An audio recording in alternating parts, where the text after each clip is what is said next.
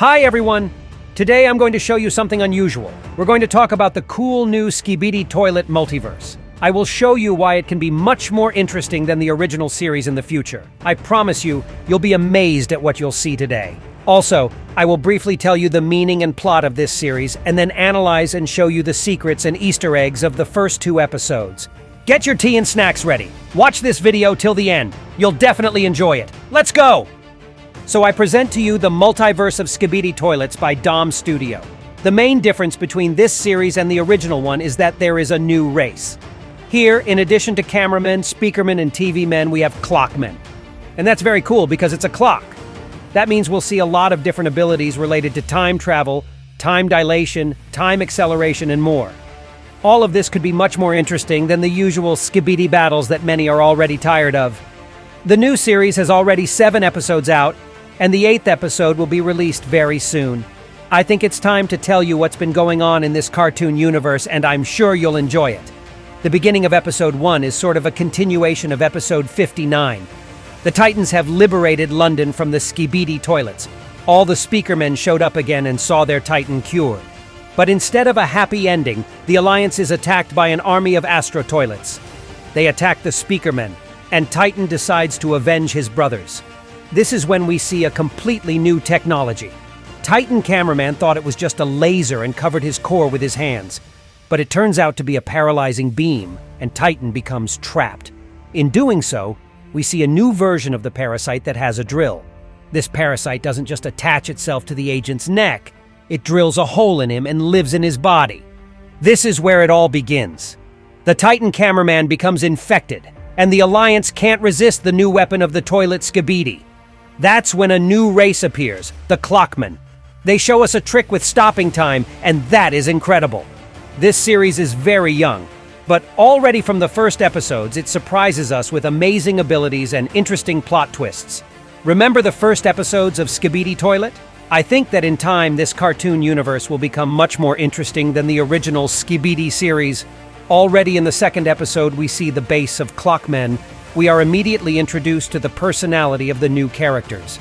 There are strange guys, strong warriors, mysterious creatures, and even a Titan Clockman among them.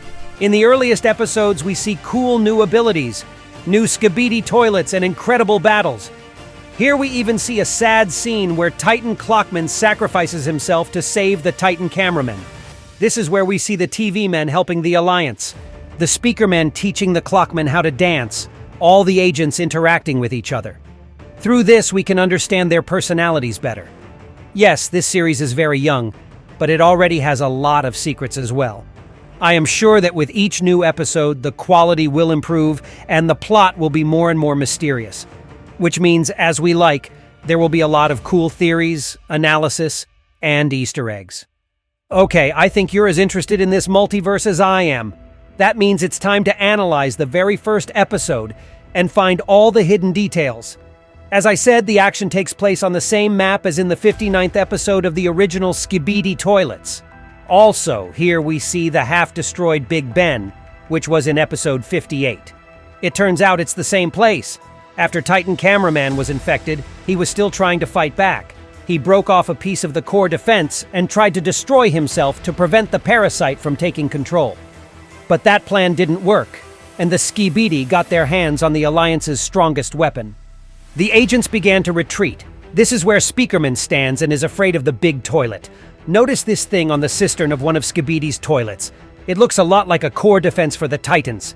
Maybe there was another Titan in this universe that was destroyed by Skibidi. Well, this scene is exactly the same as in episode 49 of the original series, except then Skibidi was destroyed with a TV woman flame. He also has trophies, a camera, and a speaker. In the multiverse, we're saved by the Clockmen. They look very mysterious, British style. Note the watch this gentleman gave us. A little later, you'll find out what it's for. By the way, this is a parody of that TV man scene from episode 40. Note that all Clockmen are different.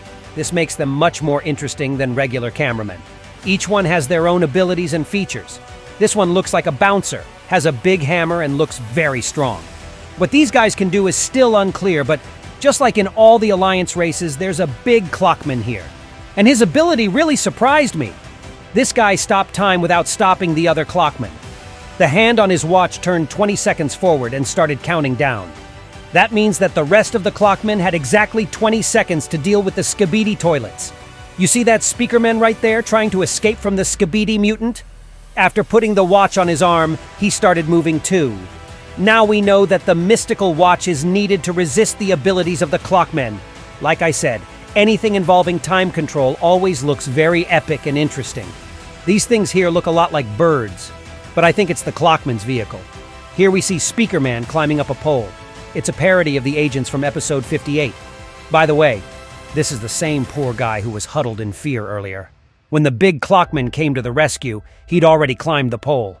Notice this Skibidi. He has an unusual toilet and a pretty big head, but that didn't help him. The Clockman stuffed all the Skibidis with dynamite and took all the agents to safety. As soon as the time on the big Clockman's clock ran out, the Skibidis continued their attack and exploded. Just imagine how it looked to them. You're attacking an agent and you're about to destroy him, and a second later he turns into dynamite and you explode. It's funny and very impressive. This episode could be considered the beginning of the friendship between the Clockmen and the Alliance. But in the second episode, the agents continue to clean up London. Among the Skibidi, we see the strange toilet again, already small but also with a big head. It's weird that the cameramen don't fire hypno-guns. There's this Clockman coming forward like he wants to show what he can do. Yeah, I'd be interested to see him in battle too, but after the big Skibidi shows up, he changes his mind and retreats. In general, it's a very strange scene. A crowd of agents standing around looking at a small squad of Skibidi, not trying to destroy them and finally getting surrounded. Again, Big Clockman's ability saves everyone from getting blown up. Now, the thing that Clockman Bouncer did that made me laugh, he flew in, took Skibidi the helicopter that fired the rocket launcher, and brought him right under his own rocket. Just imagine what that Skibidi was like. He was just shooting at his opponents, and a second later he teleported to where he shot and exploded on his own rocket. Oh my god, I love these time controls more and more. Notice that the big Clockman's hand only turned for 10 seconds this time. Apparently he has some sort of energy reserve and was exhausted from the last battle. The third time this guy couldn't stop time anymore, his energy was running out. And then one of the Clockmen took the POV cameraman to a cargo helicopter. By the way, it looks a lot like the engineer's helicopter from the original series. I really like that we're not only watching from the cameraman's behalf, but also from other angles. It conveys the atmosphere of the story much better. In the helicopter, one of the speakermen teaches Clockman how to do that legendary dance. Yeah, this guy's got it down pat. Now look at this. How beautiful the Clockman base looks, like an old sculpture or something. Notice the hands on all the clocks are all telling the same time. But here the big Clockman's seconds hand is a little rushed. I think it's because he spent a lot of energy and his clock is off. This guy here is reading a book called Houseplants. I think he has something to do with plants because his clock is under this dome. I don't know about you, but I think of it as a dome for a flower. That's the kind of flower this Clockman is caring for on his base. It seems like he's turning back time for it, so it'll be alive again. I think you can tell their age by how old a Clockman's head clock is. This guy here seems to be one of the oldest, and apparently he doesn't really endorse the younger ones.